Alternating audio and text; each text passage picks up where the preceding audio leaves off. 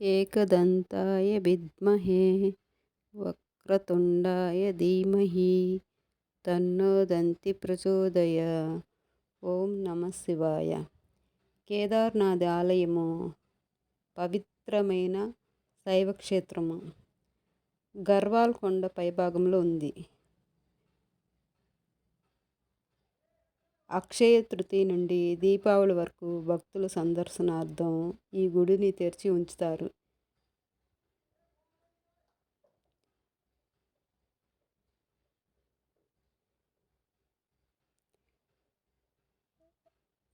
కేదార్నాథ్ వెనుక భాగంలో ఆది శంకరాచార్యుల గారి సమాధి ఉంది. 12 జ్యోతిర్లింగాల్లో ఉత్తరాఖండ్లోని చార్ధామ్ యాత్రలో ఒకటి. గంగోత్రి, యమునోత్రి, బద్రీనాథ్, కేదార్నాథ్ మొత్తము ఉత్తరాఖండ్ ధాములుగా వ్యవహరిస్తారు. ఆలయంలో కుంతీదేవి, పంచపాండవులు, శ్రీకృష్ణుని మూర్తులు వరుసగా దర్శనమిస్తాయి. గర్భగుడిలో కేదారేశ్వరుడు స్వయంగా దర్శనమిస్తారు. ఇక్కడ కురుక్షేత్ర యుద్ధ అనంతరము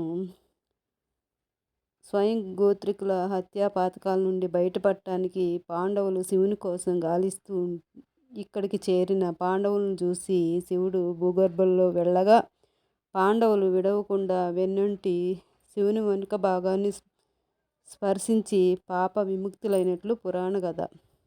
తలభాగము నేపాల్లోని పశుపతినాథ్ ఆలయంలో ఉన్నట్లు స్వయంగా శివుడు పార్వతితో చెప్పినట్లు స్థల పురాణం చెప్తుంది.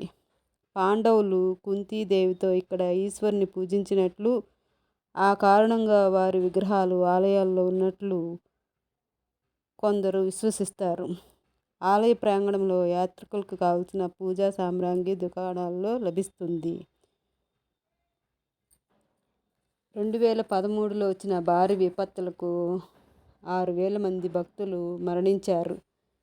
ఒకవైపు ప్రకృతి అందాలు, మరొక వైపు ప్రకృతి విపత్తుల మధ్య జరిగే అందమైన యాత్ర కేదార్నాథ్ యాత్ర.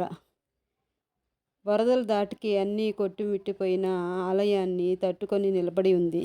ఇక్కడ భీమశిల ఆలయాన్ని సురక్షితంగా ఉంచిందని భక్తుల యొక్క విశ్వాసము. ఇంత జరిగిన చెక్కు చెదరని భక్తుల యొక్క ఆత్మవిశ్వాసము, శివుని దర్శనం కోసం ఆరాటం. ప్రతిరోజు 1,000 మంది భక్తులు కేదార్నాథ్ను చేస్తూ ఉంటారు.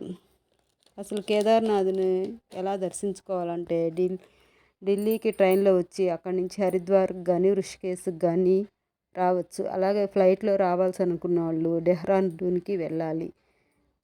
చార్ధామ్ యాత్రకు రిజిస్ట్రేషన్ కోసము ఆఫ్లైన్లో కానీ ఆన్లైన్లో కానీ చేసుకోవాలి. ఆధార్ కార్డు ఇస్తే మనకి బ్లూ కలర్ ట్యాగ్ ఇస్తారు.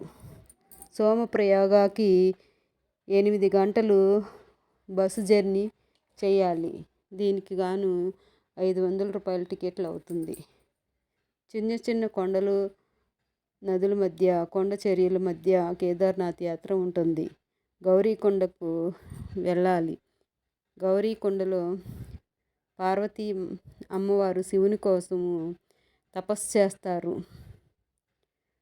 అయితే ఇక్కడ ఈ యాత్ర గుర్రాల మీద వెళ్ళొచ్చు, లేకపోతే నడుచుకుంటూ అయినా వెళ్ళొచ్చు. ఈ ఆలయాన్ని దర్శించుకునే వాళ్ళకి మోక్షం వస్తుందని వాచ. 6 నెలలు మనుషుల చేత, 6 నెలలు దేవతల చేత పూజింపబడే అఖండమైన జ్యోతిర్లింగం. ఇక్కడ గుడి మూసివేసేటప్పుడు అఖండ జ్యోతిని వెలిగిస్తారు. మరలా 6 నెలల తర్వాత గుడిని తెరిచినప్పుడు అఖండ జ్యోతి అంతే వెలుగుతూ ఉంటుంది. అయితే ఈ యాత్ర సంపూర్ణం చేయటానికి భైరవ బాబాని దర్శించుకోవాలి. భైరవ బాబాని దర్శించుకోవటం వల్ల ఈ యాత్ర సంపూర్ణం అవుతుందని భక్తుల యొక్క ప్రగాఢ విశ్వాసం.